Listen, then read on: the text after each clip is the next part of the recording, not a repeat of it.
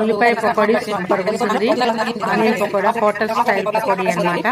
ఉల్లిపాయలు స్లైస్లుగా దొరికేసుకొని చక్కగా శనగపిండి, కొంచెం బియ్యం పిండి, 2 కప్పులు శనగపిండి, 1 కప్పు బియ్యం పిండి వేసుకొని జీలకర్ర, వాము, పచ్చిమిరపకాయలు, కరివేపాకు అన్నీ వేసుకొని గట్టిగా కలుపుకొని అందులో పకోడీ చేసుకుంటే 2 days ఉంటుందండి. ఎటు పోదు, చక్కగా ఉంటుంది. ఒక రోజు కష్టపడితే 2 రోజులు తినేయచ్చు. పిల్లలు కానీ పెద్దలే కానీ ఎవరైనా కానీ మీరు కూడా చేసి చూడండి. బయట ఫుడ్ కన్నా ఇంట్లో ఫుడ్ బెస్ట్ కదండి. ఇదిగోండి